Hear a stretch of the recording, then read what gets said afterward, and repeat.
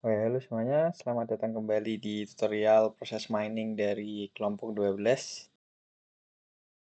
Saya Axel di sini akan menjelaskan tentang tutorial proses mining bagian hands-on session bagian pertama. Kita ingat kembali tentang original questions.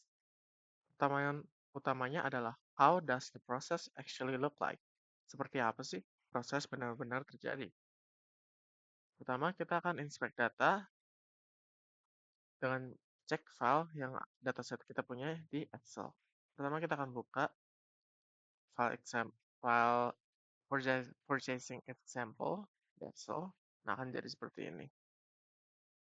Kita lihat kolomnya ada case ID, ada start time, ada timestamp, ada activity, dan resource, role.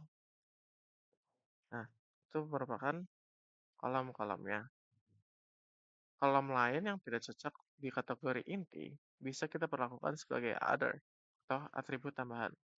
Tujuan langkah ini adalah memastikan struktur minimum untuk proses mining ada dan benar.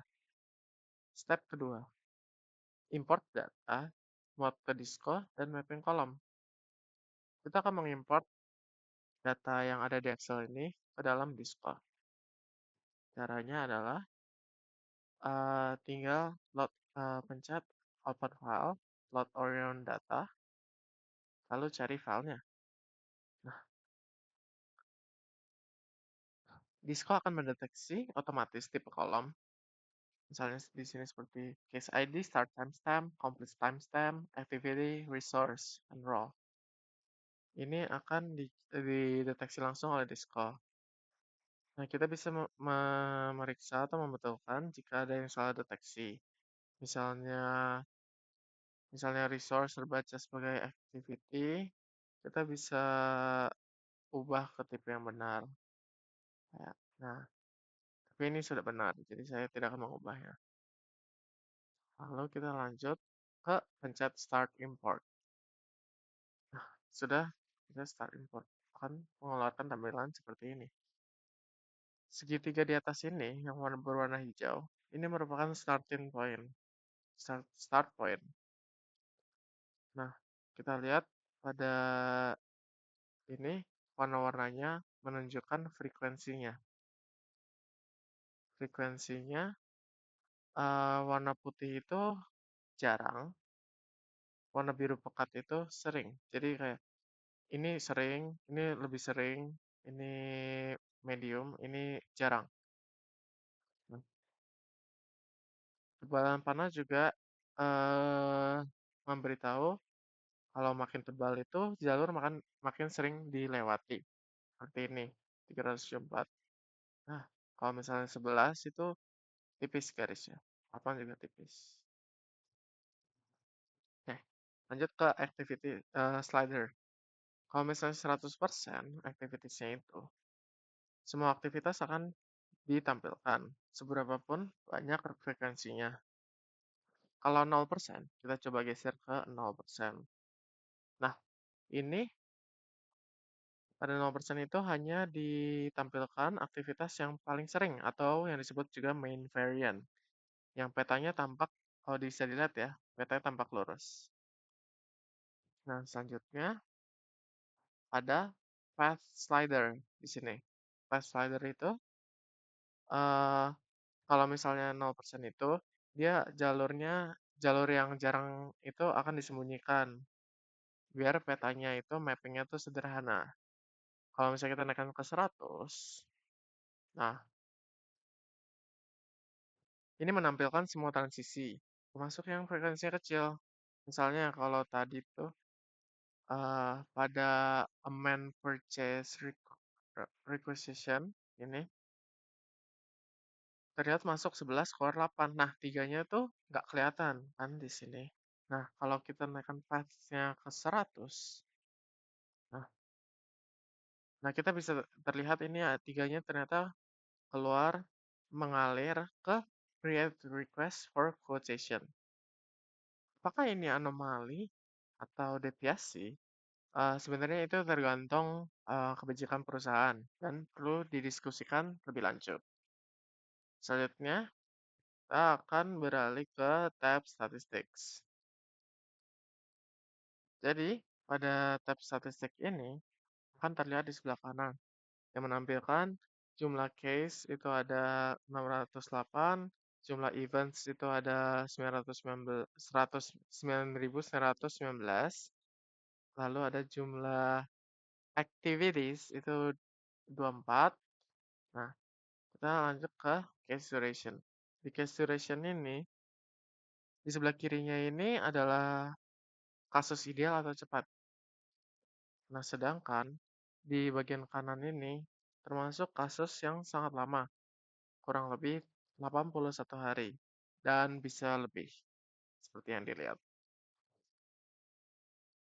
Ini kasus yang di sini itu akan perlu perhatian khusus untuk tahap analisis berikutnya. Selanjutnya pada tab cases, itu ini kita untuk melihat varian proses dan daftar case ID di tiap varian. Misalnya pada varian 3 dan case 423. Nah, ini kita lihat di dalam sini itu ada create purchase requisition, analyze purchase requisition, dan langsung end.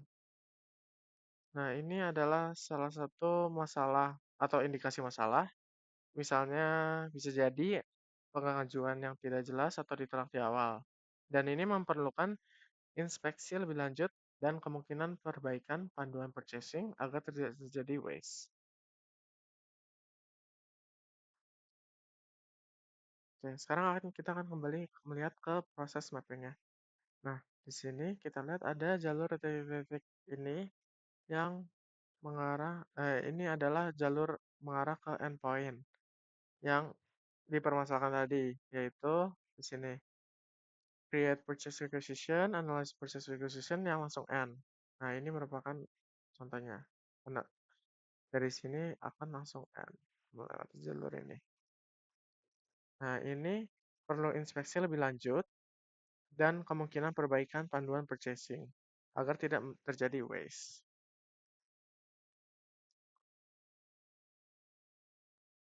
Nah, pertanyaan awal tadi yaitu, how does the process actually look like? Sudah terjawab dengan proses map objektif ini yang kita telah tunjukkan tadi. Nah, juga terlihat ada loop atau rework atau banyak amendments dan stop request pada contoh varian 3 tadi. Demikian bagian pertama. Wassalamualaikum warahmatullahi wabarakatuh. Selanjutnya adalah kita melakukan analisa performance pada data yang kita punya. Maksud dari kita menganalisa performance adalah berarti kita mengecek dari diagram proses ini apakah ada suatu permasalahan yang menyebabkan alur dari proses dari awal hingga akhir ini menyebabkan kendala di tengah-tengah atau menyebabkan bottleneck. Dan untuk melakukan analisa ini, kita tidak memerlukan keseluruhan data, melainkan kita hanya memerlukan data yang dimana di rentang waktu tersebut itu waktunya lebih dari rata-rata yang diperlukan pada mayoritas. Caranya bagaimana? Yang pertama, pada di scope, di bagian kiri ada filter, kita pencet saja. Lalu di bagian sini ada filter yang bernama performance filter. Kita tambahkan saja dengan cara add filter. Nah, pada tampilan ini terdapat dari rentang waktu 100% dari kiri hingga ke kanan dengan proses yang paling cepat selesai itu ada di angka 10 jam dan proses yang paling lama itu ada di 109 hari. Nah, kalau misal kita lihat dari awal ini, grafiknya ini menunjukkan eh, tingkatan yang sangat signifikan. Artinya di rentang tersebut proses dijalankan dengan normal. Tetapi di luar dari itu terdapat juga proses yang sekiranya ada beberapa orang yang lebih lama memakan waktu untuk menyelesaikan prosesnya. Kalau misalnya kita lihat mayoritas itu ada di 10 hari hingga 17 hari. Maksud saya 10 jam hingga 17 hari. ini adalah waktu yang sekiranya normal untuk orang-orang menyelesaikan prosesnya. Tetapi di luar dari itu, ternyata kalau misalnya kita ambil dari 21 hari, ada sebanyak 15% dari data yang kita punya itu melebihi prosesnya itu dari 21 hingga 109 hari. Nah, dari rentang waktu ini kita ingin melakukan performance analisa. Kita punya apply filter. Lalu pada bagian diagram ini, kita dapat melihat bahwa antara analyze request for quotation hingga AMER request ini terjadi eh, penumpukan atau frekuensi yang sangat besar terjadi di bagian activity ini. Kalau misal kita lihat pada performance-nya dengan cara ini kan kita masih ada di frekuensi. Kalau untuk pengecekan performance kita hanya perlu pencet di bagian sini. Nah, di sini akan muncul bahwa di bagian frekuensi ini terjadi penumpukan frekuensi yang sangat besar di antara kedua activity ini, dan di bagian performance juga menunjukkan bahwa adanya durasi yang sangat lama perpindahan dari amen hingga ke analyze, yaitu dengan rata-rata durasi yang dihabiskan adalah 14,9 hari.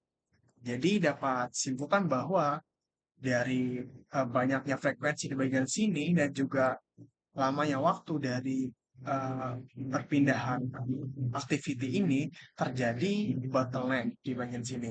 Dan untuk melihat alur waktu jalannya proses, kita bisa mengeceknya dengan mengklik animation pada bagian tengah bawah ini. Kita bisa langsung play saja. Maka untuk setiap prosesnya akan terlihat dalam bentukan titik-titik seperti ini.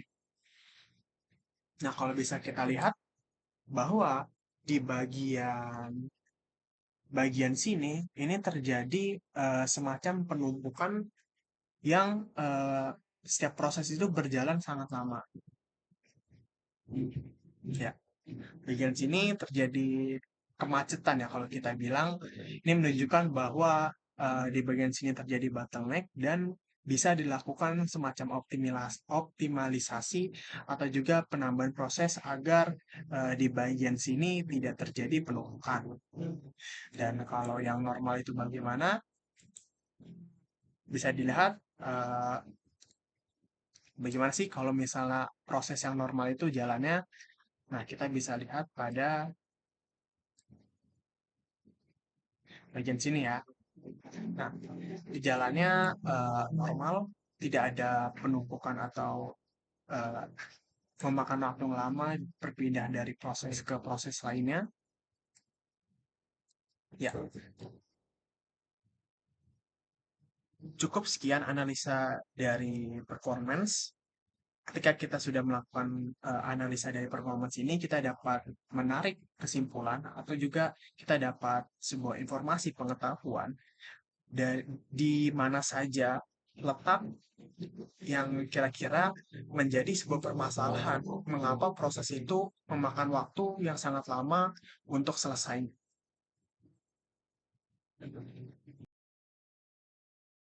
Kemudian pada bagian ini, kita akan memeriksa apakah langkah wajib dalam proses benar-benar selalu dijalankan, kemudian menemukan penyimpangan atau derivation, lalu mengidentifikasi kasus-kasus spesifik yang menyimpang sehingga bisa ditindaklanjuti. Nah, pertama-tama, pastikan activity dan path-nya ini 100% agar semua aktivitas dan path-nya bisa terlihat. Kemudian kita cari apakah ada aktivitas yang menyimpang. Nah, di sini ditemukan ada 10 kasus yang langsung dari send invoice ke authorized supplier invoice payment. Nah, sebenarnya harusnya melewati dari send invoice ini akan melewati release supplier invoice dulu, kemudian baru ke authorized supplier invoice payment. Nah, kita bisa melihat 10 kasus yang mencurigakan ini dengan cara klik path-nya, kemudian klik filter this path. Nah, di sini kita klik copy and filter. Di sini bisa kita tulis mau judul filternya itu apa. Misalkan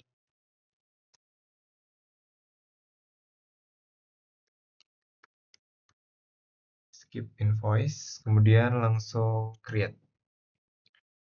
Nah, di sini jika kita lihat pada table case, kita bisa melihat hanya ada 10 case yang mencurigakan yang sudah kita pilih sebelumnya. Nah, pada setiap masing-masing case ini, kita bisa melihat timeline dari event-nya. Kemudian juga bisa melihat resource atau role yang terlibat. Nah, ini bisa digunakan sebagai informasi yang diperlukan untuk investigasi lebih lanjut. Dari sini, analisis bisa dilanjutkan. Siapa yang terlibat, kemudian mengapa langkah wajib tadi dilewati, dan apakah ada alasan yang sah, misalnya situasi darurat atau murni pelanggaran prosedur.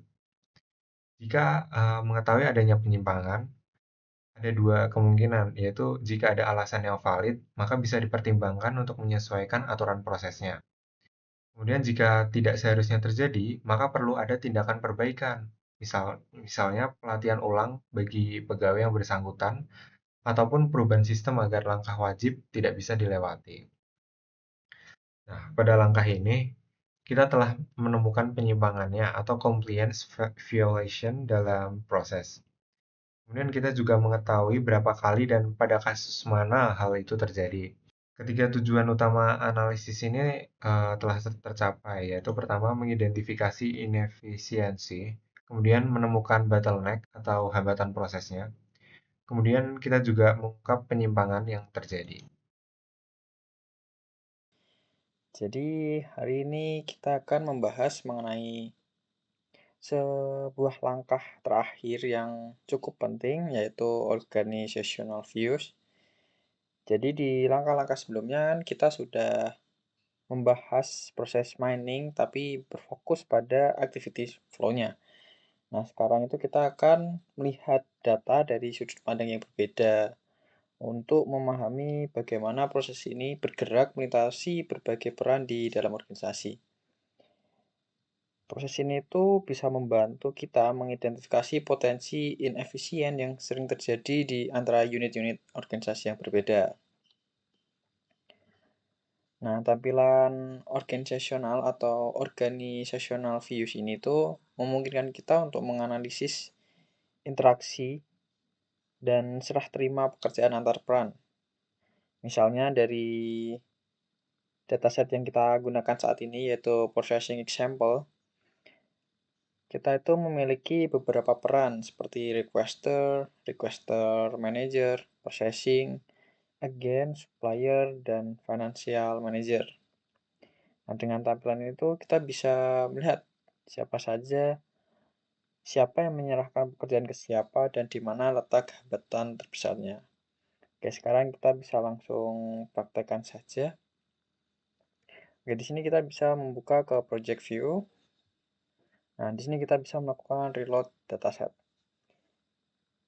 Selanjutnya kita bisa mengubah konfigurasi dari kolom-kolom yang bakal kita gunakan. Di sini kita bisa set kolom activity ini tuh menjadi other, dan kolom role yang sebelumnya kita remove itu kita ubah menjadi activity. Nah, setelah kayak gini kita bisa lanjut start import. Nah, ini kan seperti yang sebenarnya saya bilang, di sini role pada dataset kita tuh ada requester manager, processing agent, ada supplier, ada financial manager. Oke, kita start import. Nah, oke, di sini tampilannya. Di sini kita bisa lihat hasilnya. Nah, peta proses ini tuh nggak lagi nunjukin create process requisition seperti sebelumnya, Tapi sekarang tuh udah menunjukkan alur dari requester ke processing agent, requester manager ke processing agent ke supplier, dan sebagainya.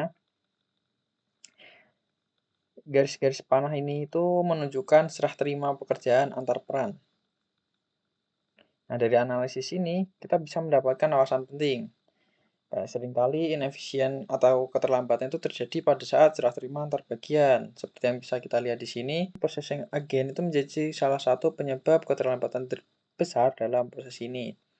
Waktu tunggunya itu di sini waktu tunggu sebelum dan sesudah aktivitas yang mereka tangani itu cukup signifikan ya di sini. Kayak kalau kita lihat berdasarkan warna di sini, semakin hitam maka dia frekuensinya semakin tinggi. Nah, ini dia dari requester ke processing agent itu nilai tunggunya sekitar 1000, yang dimana ini cukup tinggi daripada yang lainnya.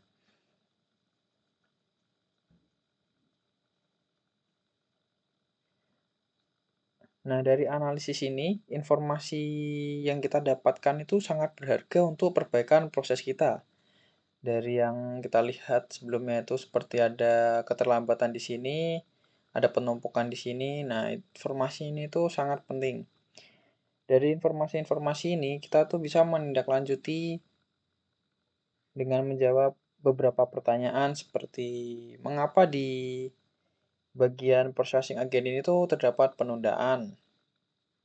Lalu apakah mungkin karena beban kerja yang berlebih atau kurangnya sumber daya atau ada masalah lain itu yang dapat menyebabkan keterlambatan di processing agent ini. Nah, dari sinilah kita bisa mengambil tindakan perbaikan apa yang nantinya tuh bisa kita lakukan di processing agent ini. Oke, dengan melakukan organizational view ini kita sudah selesai, lalu kita bisa mengambil tindakan perbaikan yang harus dilakukan untuk memperbaiki ini. Nah, dengan ini kita telah menyelesaikan seluruh rangkaian analisis kita mengenai proses mining. Terima kasih telah mengikuti sesi ini. Semoga penjelasan mengenai view organisasional ini bermanfaat.